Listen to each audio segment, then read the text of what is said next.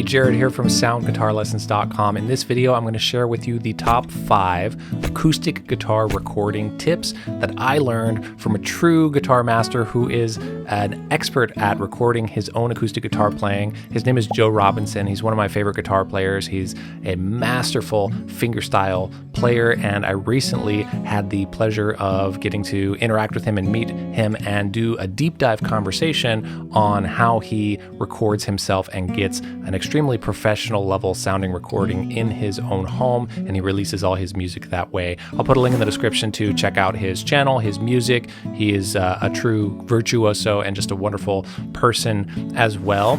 And he has a course called Recording Acoustic that I took, and then I also had this conversation with him, and I wanted to share with you some of the biggest takeaways, the 5 biggest takeaways that I took from learning from him about recording acoustic guitar. I chose 5 tips that are, some of them are less common than what you might find out there if you look up tips. The first one is extremely common, but it's so important that we're going to talk about that. And I'll give you a bonus tip at the end that you definitely want to stick around for. Joe shared with me his exact processing chain for how he mixes his recordings and gets them to sound extremely professional, what plugins in what order he uses, and how he does that for processing the sound after his recording. I'll share that as a bonus tip at the end, so definitely stick around for that. But let's dive in. Here are my top 5 acoustic guitar recording tips that I learned from Joe Robinson.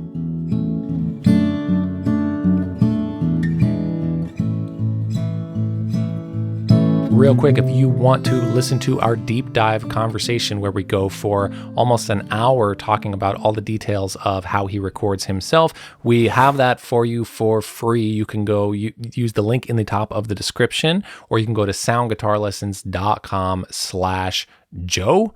Joe, and you can find our conversation where I walk through asking him about gear, what microphones, what microphone techniques, what is mixing, what is interface. If you're brand new to recording acoustic guitar, you're going to get a great overview here. If you know how to do it already and you want to level it up, Joe is just such a pro. I want that conversation to be kind of like, let's say you wanted to record some great acoustic guitar recording, make some at your house, and you had Joe available to call on the phone and say, hey Joe, how can I get started doing this or making these better? So that is available for you. Use the link in the top of the description. It is our acoustic guitar recording deep dive, and it's really valuable. Now let's jump into these 5 tips for you.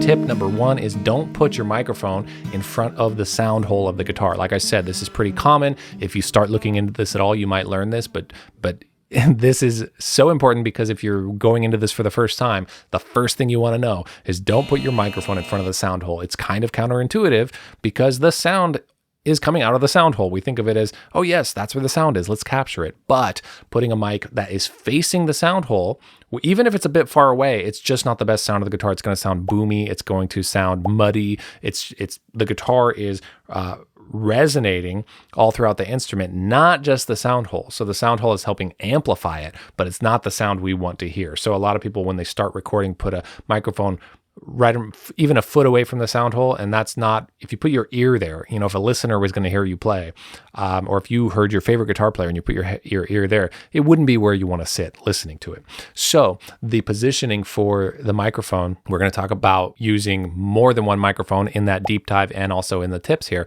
But let's say you just have one microphone, you want to place it, and Joe talks about this in the deep dive session and in the course that I took of his, put it 12th fret to 14th fret, and you can experiment around that more. 10th fret, you can go further, and what is interesting is how different it sounds if you're facing the 12th fret, if you're facing the 14th fret, and 2 frets different up there high on the guitar where those frets are not taking up much real estate. You shift that microphone a little bit and say it's about 5 to 10 to 12 inches away from the guitar facing. That's your go-to place you want to put the microphone for the acoustic guitar. So don't put it in front of the sound hole. That is tip number 1.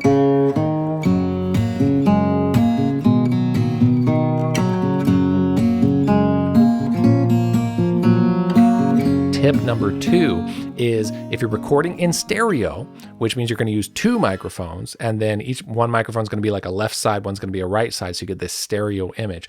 The thing to do, if you have not done this before, and if you're not at a higher level of understanding of how this works, use what's called an XY pattern of mic technique. And the XY mic technique is you take two microphones, usually pencil condenser mics, and you put them one facing this way and one facing this way, and they're right on top of each other, just like that. And then you place that in this same spot that we're talking about. That's like 12th fret to 14th fret, about 5 to 12 inches away. And then you pan one to one side and one to the other side of the speakers, and you're going to get this stereo image of the sound. And the reason that is the best thing to do before messing with putting the mics in all kinds of other places is because you're going to prevent yourself from coming across what are called phase issues. Phase issues are when two mics are miking the same source from different distances, and the sound waves hit at different times, and those sound waves actually cancel each other out. So it makes music sound weird and thin and bizarre. And the goal of stereo sound and miking is that we want it sounding richer and bigger. So if you're new to this, and I would say even if you've been doing this, master the XY technique first, get really used to that, and then start exploring ideas like techniques like something called a spaced pair, where you space it further apart. And some more of that information is in the deep dive conversation with Joe if you are interested.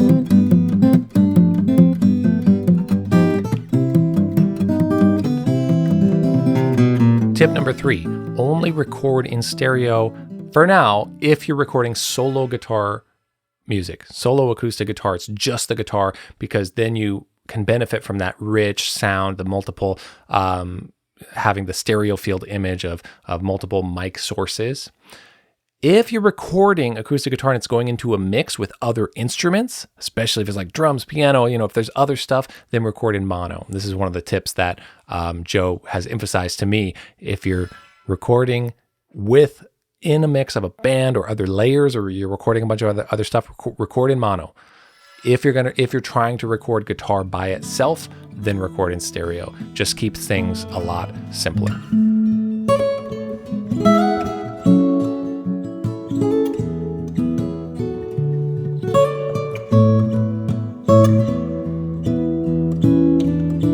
Tip number 4 is really important for acoustic guitar recording, especially solo acoustic guitar recording, which is use very little compression, if any at all. So compression changes the dynamic level of the signal. If the signal of the audio goes too high, compression pushes it down a little bit. And a big mistake that a lot of people getting into recording early on, especially guitar recording and something like solo guitar recording, is overusing compression, which kind of kills the human feel to it. It kills the breath of it. It doesn't sound as natural and nice like we want the instrument to sound. So Joe is saying he'll use sometimes no compression at all, because if you're recording guitar by itself, maybe a ballad, you want the dynamic expression that we work on to express ourselves with to be in the music. Otherwise, we're working on, I talk about it in my lessons, play lighter, play softer, play louder, use that to express with. Well, if you use compression and kill that, then you've just taken away a big part of the music. So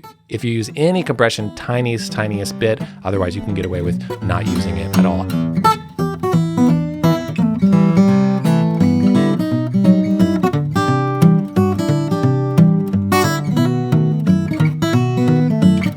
Tip number 5 is that in the mixing phase, where you might use, and I'll give you a bonus tip about mixing in a second.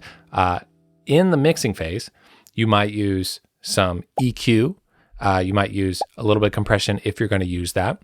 And you also might use some reverb or something like that. So that's kind of the mixing phase. Maybe in that phase, you're editing a little bit too, to kind of clean up the sound. What I learned from Joe is don't let any one plugin do too much of the work. So for example, if you're kind of mixing and mastering basically means bringing the level up to the volume that it should be at to sound like not extremely quiet when compared to other music. If you are working on that and say you need to bring the volume way up, don't just have one plugin crank it all the way up. You might use a limiter plugin to bring a little bit of the volume up. You might bring a little bit of the volume up in a different plugin that's a compressor or something. So don't let any one plugin just do all the work. And that's a technique that I found to be really helpful for not having the sound become kind of artificial in the mixing stage or in the post-processing stage after recording when you're trying to get it to sound good. So that being said, let me give you a bonus tip about what Joe does what his post-processing chain is, how he does it, and how he tries to keep it really simple. But first, just again, want to say, if you want to go deeper on this and get that whole conversation and get the audio for it, or watch the whole video of the conversation, that is our acoustic guitar recording deep dive, just click the link in the top of the description. You can go to a separate page that just has all of that for you, so there's no ads on it or anything like that, and just go deep on it if you want to get some guitar recording sounding good for yourself. And I highly recommend that everybody playing guitar, in this case we're talking about recording acoustic guitar, but everybody, we should be doing this because it's just so good for our musicianship. Even if we don't want to be releasing our music, it's amazing practice to hear yourself back and to listen and say, wow, that's what I sound like. I didn't even know that I was making that mistake. And it's just an absolute blast, and it's really fun. So if you want to go deeper on it, please use the link in the top of the description or go to soundguitarlessons.com/Joe, and you can watch that or just listen to the audio of that conversation. Here's the bonus tip about the mixing processing chain that Joe uses, which is so simple. The mixing is processing the audio afterwards. So after he gets everything recorded, he'll put a high pass filter in first, which means that it's EQ, which means that it is changing the frequency of the frequency spectrum. And the high pass filter just means that it's cutting out the low frequencies and letting only the higher frequencies pass through. So a high pass filter, to some degree, just cutting all the way at the low end of the frequencies, just cutting those out so there's not this boominess down below if someone played it on a big speaker or something like that. So that's first.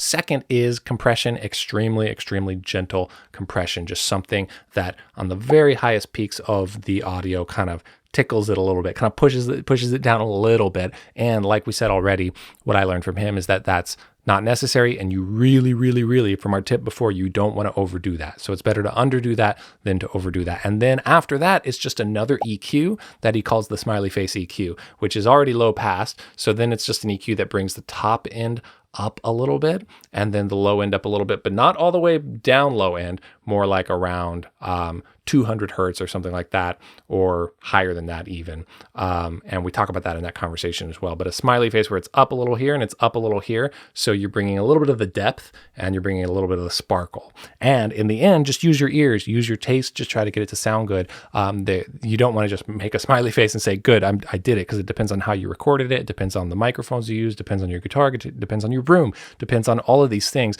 So have fun with it. Try to get it to just sound the best you can with what you have. And that is the benefit. I'd say that's the reward of doing this. And as you do it more, your recordings will sound better and better, and as you learn more. So that's it for this video. I post a new lesson video every week. I hope to see you in the next one. Please check out the deep dive conversation with Joe.